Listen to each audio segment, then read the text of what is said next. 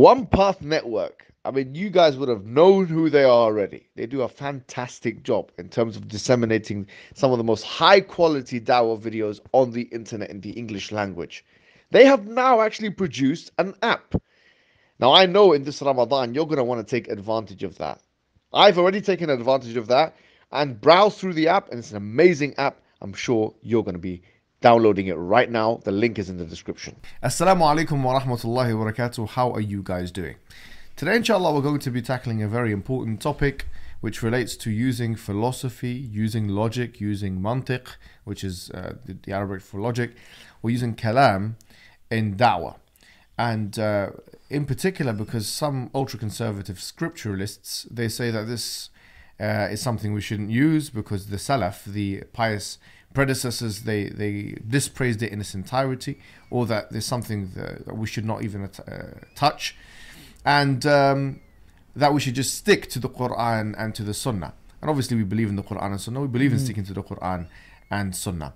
Have you heard this rhetoric before, Ali? I do, and I think a lot of times it's made me feel like sometimes guilty in my dawah. So like, okay, you know what, am I doing something wrong? And it's, even though you dismiss these kind of things, but it really does put this thing in the back of your head like, okay, you know, am I doing something wrong here by using this argument, for example, the contingency argument, or, you know, the variety of arguments that we use, you know. Yes. It's like, okay, am I doing something wrong? And that's problematic on its own. Why do I have to feel like in my dawah, for example, like, and anybody's dawah, I'm not talking about myself here, like people out there, the brothers out there who are going and doing dawah, why should they even feel like that? Because there have been statements made of, you know, these people use kalam, and, you know, these philosophers, and they always, they're hostile. And I'm like, okay, you're our fellow brothers. I don't understand. Like, for example, if one of your children had a shubahat and was on the verge of leaving Islam, you might come to one of these brothers that you actually have a problem with and ask him to use some mantiq, some logical ways of answering. So the thing is, I believe in that aspect, it's sad that this is happening, but I would actually want you to clarify to me, because it seems like what they're saying is actually, you know, it's not correct. You know, actually, I'm not going to say they're misinforming, but maybe they're misinformed themselves, maybe. So maybe if you can bring light to hijab, we do use these arguments in our dawah. Are we right? Are we wrong? Yes. So basically, I think what's happening here is there's something called the fallacy of equivocation, right? So the fallacy of equivocation is where we use the same word and it means something different, but we're using it to mean the same thing, to talk about the same thing. And we're not talking about the same thing.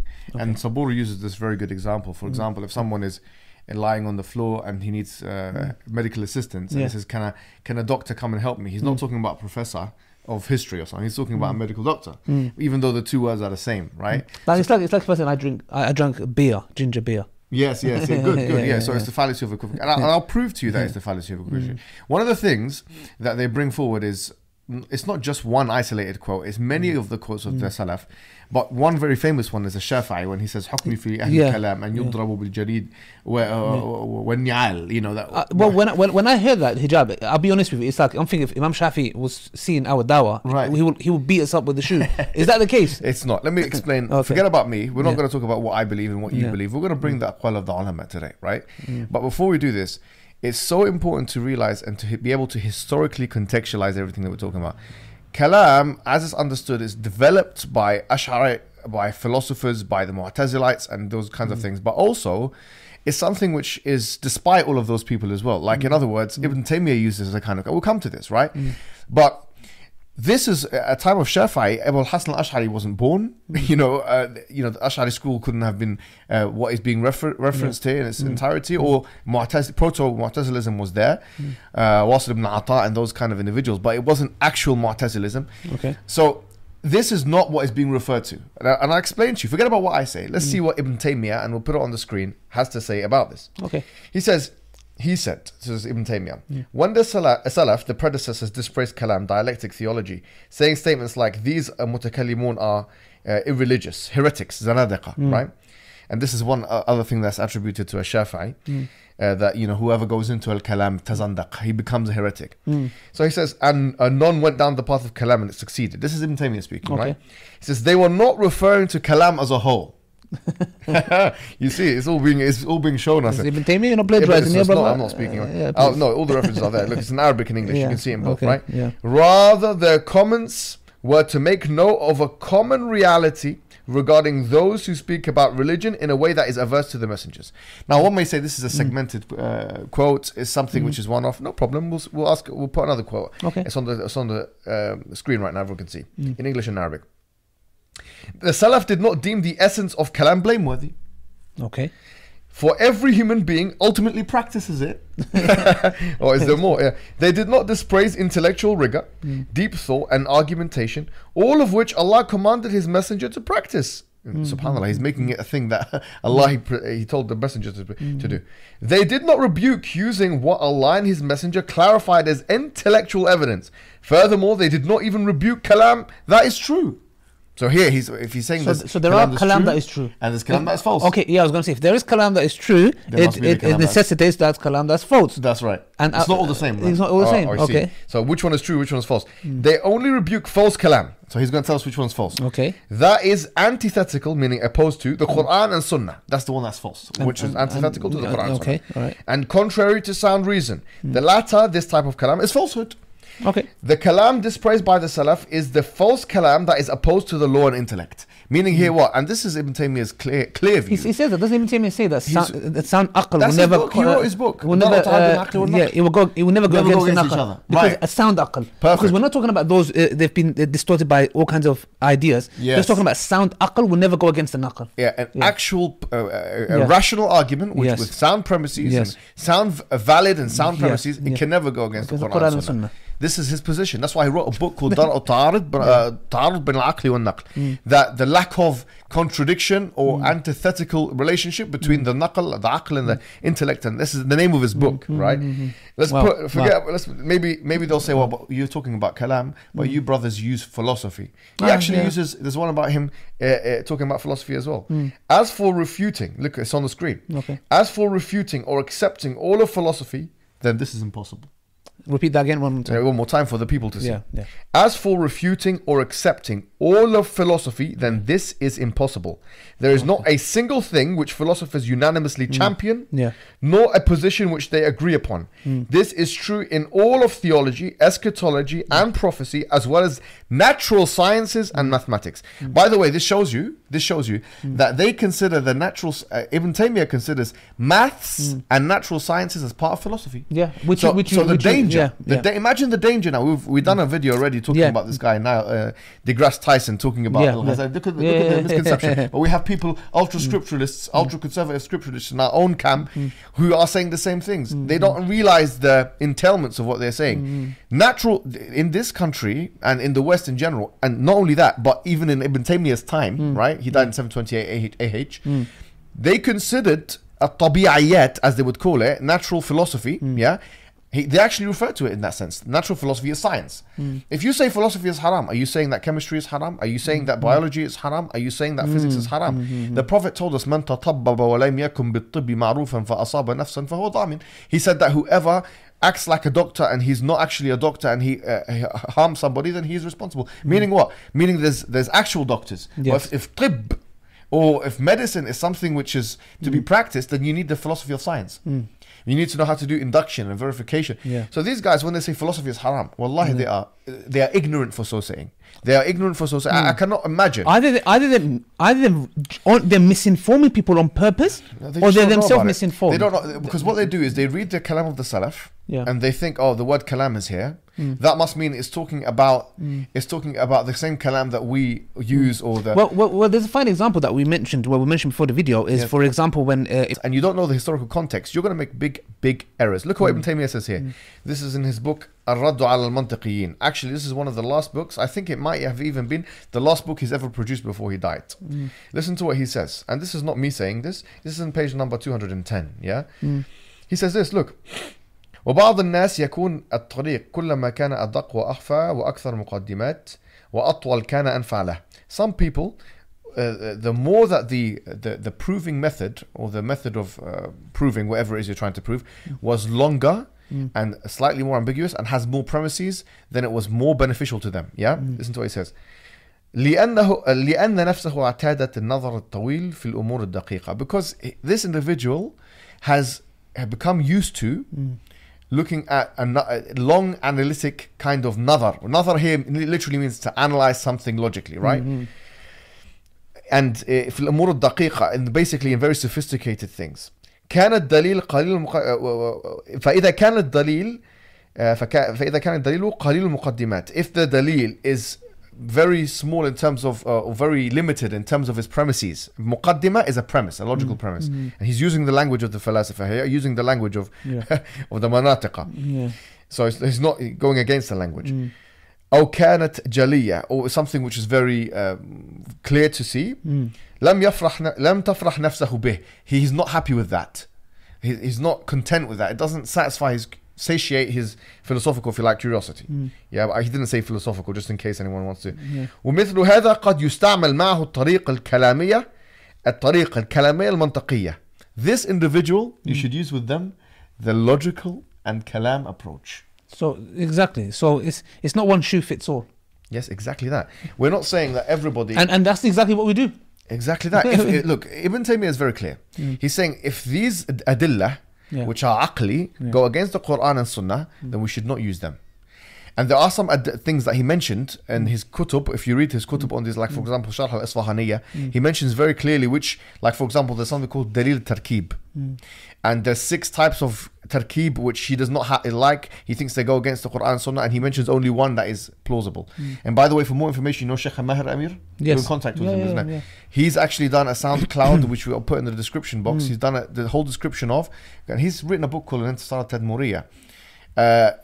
He goes into what goes against the Quran and Sunnah, what doesn't, right? So he filters it like that, and people have been filtering like this. We're not saying that everything is okay. Like for example, there's a dalil called Huduth al-Ajsam. This dalil was not liked by Ibn Taymiyyah, and it was not even a good dalil anyways. We don't even use it in da'wah. We use the contingency argument. We use arguments which Ibn Taymiyyah did not oppose. And we've got like the small book that I've written, Kalam Cosmological Arguments. I've actually got one segment of Ibn Taymiyyah, and I translate exactly what Ibn Taymiyyah says about this. And you can see this free of charge on the Salam website, actually. Oh, inshallah. Yeah, we've translated it. We'll put it on the Salam website. We'll put the link there. And we can put the link there as well. So all of those things having been said, the basic rule of thumb is if it doesn't go against the Quran and Sunnah, then you cannot say it's haram. Okay, it's as simple as that. Ibn Taymiyyah did not share your view, on anti-rational discourse or anti-philosophical discourse. He just did not. It would be false to say that he did. Okay, and the way that the Salaf used the word kalam was in reference to adopting an ideology from outside, or from some a framework from outside, and putting it into the Islamic aqidah and using it to understand aqidah. We say this is false. This is where the Jahmiyyah and the Qadariyah were wrong, because they used it to understand Islam, and they were wrong to do so. We're not using it to mix it with the aqidah. No. Misguided. We have a pure, unadulterated, unfiltered, perfect aqidah. The deen is perfect. It doesn't need anything. We just use this to bring people into the deen. Yes. We don't use it as to try and sieve out what is right and wrong in the deen. This is very clear. What is right and wrong is what Allah and the Messenger told us, and this is the reality of the situation. Exactly. So, brothers and sisters, the reason one of the reasons I think it's very important for you to do this video is because to show people, because what people do is they get this and they run with it, and what they do is then they attack people because they themselves do not know. Exactly. Because they're like, oh, but he said, but do you know what philosophy is? No. What are you doing? And this causes fitna. I'm being honest. Yes. It's actually what's the word? I forgot the word. You need to take responsibility. Brothers who come out there and you have a platform, you need to take responsibility. You're irresponsible if you're putting this message out there. Because I know so many people come and say, hijab, use this, and they have no understanding. All they're doing is just causing fitna between each other. You can't use it, you can't, and you're limiting the dawah. You're limiting it massively. Yeah. But it's like they're paralyzing us. With all due respect. Yeah. It's like, let me tell you what it's like. Sorry. It's exactly what. Tell me if you think is. First of all, I would love to see these brothers do a demonstration of what they say. Like I would love to see them actually go out and speak to atheists on their method. Because the thing is, if you try and use the Quran to prove the Quran, you're doing something circular arguments. So all they're telling us to do is go and do circular arguments. Maybe it doesn't matter for them. We can't do circular arguments. Bro, it will cause you. I'll tell you, if we use their understanding, they'll be murtads. We'll be giving birth to murtads. Like his happy days. They think it's okay. But the fact of the matter is, you haven't tried what you're saying, and you can't try what you're saying. And Ibn Taymiyyah doesn't say what you're saying. look, go and do what you're saying. Show us a physical demonstration of using your circular arguments, of using the Quran to prove the Quran. Please go and do that, and show us what you mean by the dawah that you're talking about, without philosophy and without logic and without kalam and without all those things, especially to atheists. And that is the context. Go and do that, because we have not seen a successful model of you doing that. Talk is cheap. Go and do it and show us that actually it's worked in your favor or not. In reality, with all due respect, they should be publicizing what we're doing, because it's fard kifaya. It's fard kifaya for some people to be doing these things. They should be publicizing it. They should be funding it. They should be happy with it, because fard kifaya meaning it's obligatory upon some segment of the community. Otherwise, all the community will be sinful. They would be sinful if we weren't doing what we're doing.